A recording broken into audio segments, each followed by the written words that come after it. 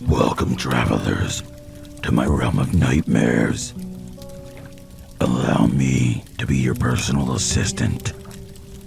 Come in, take a seat, get comfortable.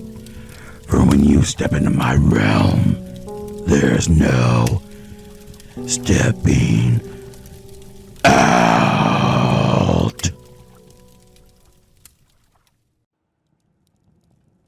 Hello, travelers. PA Nightmares here. I've noticed that over 30% of my viewers are not subscribed to the channel. So, if you're a new or a returning viewer and you haven't subscribed to the channel, please consider hitting that subscribe button. And if you like what I do, liking the video and commenting as well, as it really helps push this video into the algorithm and it really does help the channel grow. Well, I've taken enough of your time. On to the main event.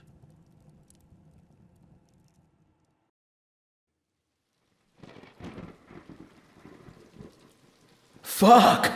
I screeched. Okay, everyone, up the stairs. We all turned, stumbling over each other as we clamored for the stairs leading up. It was clear. We sprinted up as fast as we could. I could see the stairway to the bells come into view as we approached the 5th floor landing. The 2 rooms on the other side of the stairs had closed doors. We could hear faint whimpering coming from one of the rooms. We couldn't tell which one. Maybe it was both. I couldn't think straight. The left door was where we found Liam, laying in some sort of ritualistic manner. The right door? Well, we had never seen what lay beyond the right door. We took a minute to catch our breath. Ash and Danny seemed to recognize the whimpering as coming from Sean, but like me, could not tell where it was coming from. We need to pick a room to try first, Brian said. We found Liam in that room before. He continued gesturing to the left door. There was something in that other one. We didn't go in there, I added. Dennis looked at both doors. Why don't we just do 2 of us in each? He asked, Ash glancing at us for approval. No, we stay together. No splitting up, Dennis. Brian cut in, using air quotes when he said the name Dennis. What the fuck is that supposed to mean? Dennis snapped back sharply. You tell me. You're constantly trying to split us up. Are you even who you say you are? Brian stepped forward, waving his knife. You're fucking paranoid, Brian. Put the knife away. You look like... Everyone, shut up, I interrupted. We need to stick together. Stop fighting. Let's just try the left one first, and we all go, I said as I ushered Dennis and Ash in front of us. I gave Brian a stern look. He wasn't too pleased. Come on, Brian. We can do this, man. Just keep it together. I patted his back, and we followed the others. We walked slowly to the door, listening intently for any noises, either from inside or anywhere, really. Ash pushed the door open. Just like before, Sean lay in almost the exact same way Liam did 5 years ago, although he was awake, and he was weeping to himself, laying in the matted tar-like mud, surrounded by crystals and symbols, clothes torn and ragged with cuts and burns all over his body. He never saw us come in. Ash strode over to Sean. Sean, it's us, man. You need to get up. We need to get out of here, Ash said, patting his face. He's absolutely freezing, Ash exclaimed. Come on, mate. Time to get up. Sean still failed to recognize Ash's presence, or any of us for that matter. He just weeped and mumbled to himself. We staggered out to the landing with Sean. The weeping from the other room was still audible. Should we check? I asked reluctantly. I don't know, man. We got Sean. We should just go, Brian replied. Yeah. What do we do about Liam? You never know. What if he could be in there? Danny. Brian started with a look of disapproval. Okay, shout at him then. Just don't go in. Just shout his name. I put my ear to the door and could hear the whimpering of someone on the other side. I hesitated. Is it Liam? I called out. Silence. Liam! I called again, putting my ear to the door. Who's there? Who's there? Please, help me. I took a step back in shock. It was Liam's voice, but was this another trick? I looked at Brian. He was not happy to see me contemplating knocking this door in. I need you, Brian, I said as I passed him the bag. We have to take any chance we get. Brian shook his head. I turned and kicked the door. The latch broke pretty easily. A thick wave of dust rushed from the dark room. The smell was putrid. I saw a figure a few feet away. Danny? He said. He fell to his knees and began to cry. Danny? He sobbed. He came closer to me. I was absolutely shocked at the sight of his emaciated face. His drawn-in cheeks, eyes sunken into the sockets. His head little more than that of a skull. His dark, cavernous mouth bore little to no teeth and was rounded by cracked lips, blackened by old dried blood. His body looked frail and skeletal, covered in cuts and bruises. His clothing was almost non-existent. He crawled over to me. I sat on the ground before him. Liam, I'm so sorry, man. We can get you out of here now.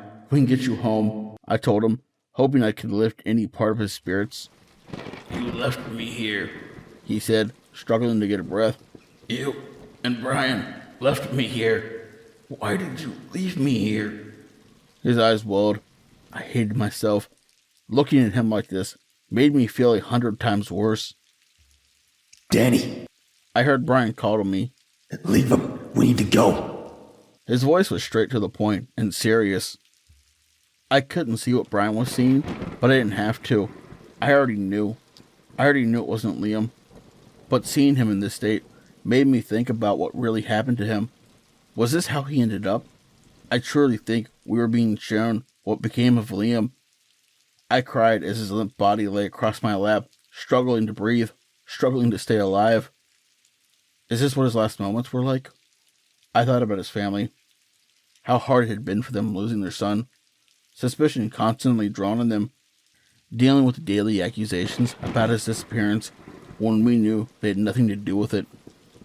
Liam coughed and sputtered. Some horrible black saliva landed on my arm. I looked into his yellow eyes. I knew it wasn't him. Danny, we need to go. Like, now. Brian called again, more urgency in his tone. I put my knife to Liam's throat. I'm sorry, I sobbed. He looked shocked and scared, but I wasn't being fooled this time. I slid the knife with ease into his throat, all the way until it came out the back. No blood spilled. I threw his body off me, but the knife was stuck. My hand was stuck. I tried to pull it, but it wouldn't budge. Purple and black veins twisted out from the wound, snaked up the blade, and onto the handle around my hand, and twisted all the way up to my shoulder. Binding me with so much strength, I lost the feeling in my arm. Liam's body went into convulsions. His bones snapped, and the limbs contorted.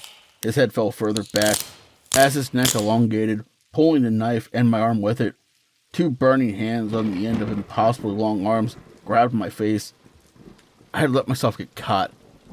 If I wasn't so terrified, I'd have been asking myself how I could have been so stupid.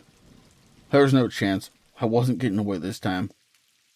Danny! I heard Brian scream. Just run, I told him. Just run. I feel like I'd given up any hope. I felt the energy completely drained from my body. My eyes began rolling back. All I could see in a haze of gray mist was a grinning face with chiseled shaped features and glowing yellow eyes, a face of coal, of smoldering ash. I couldn't help but think, this is probably the end for me. I could hear the bells. I could feel the wind on my face. There was nothing I could do. My body was paralyzed. The face got closer to me. The bells rang louder. The hot, arid, sulfuric stench of the beast's breath filled my lungs. I choked. I couldn't breathe. This was it. I had let myself linger too long, and I was caught. The creature jolted. A terribly painful shock ran through my body, like a bolt of lightning. The startled face twisted in ways I couldn't even imagine being possible. I was mesmerized by the control this thing had over every part of itself. I could see the yellow eyes glow brighter. The beast looked into the distance.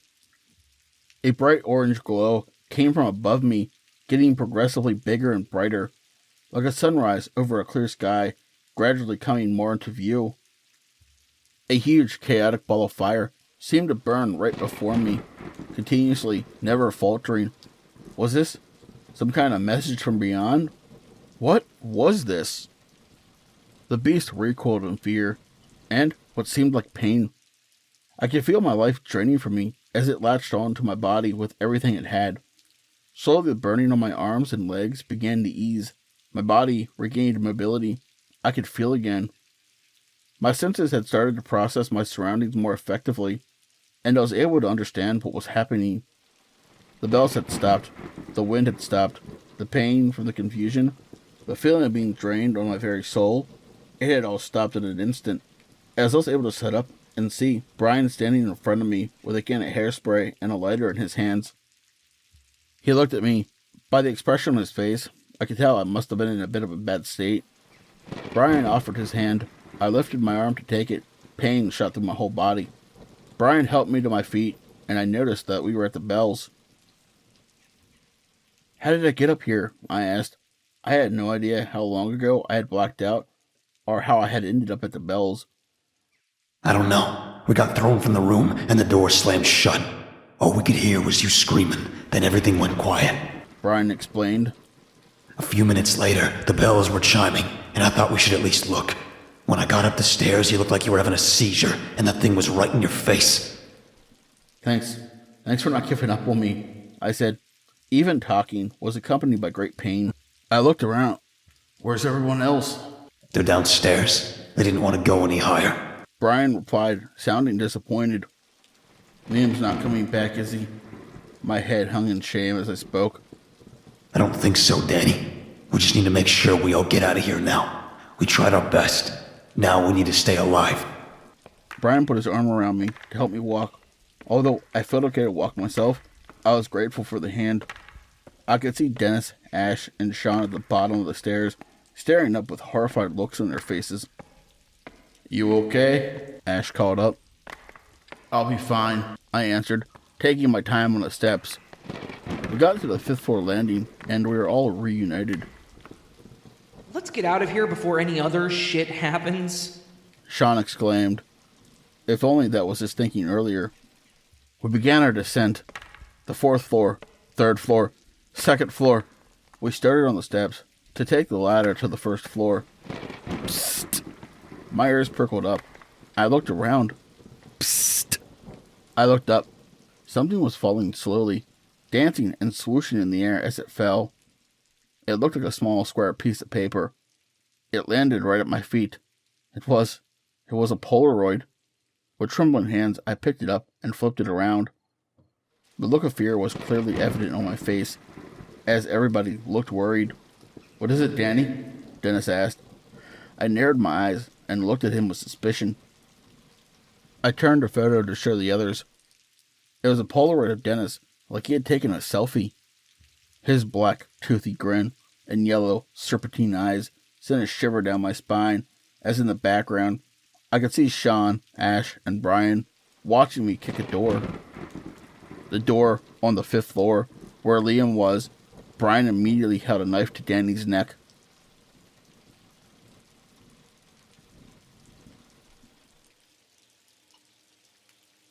Tonight was part 4 of Season 2 of the Scotland Bell Tower Witch, written by Reggaejunkiegee, featuring the voices of Edith22 and As the Raven Dreams. If you enjoyed this, please go show Reggaejunkiegee, Edith22, and As the Raven Dreams some love, and let them know PA sent you. But hey, did you know I have merch? Well, I do.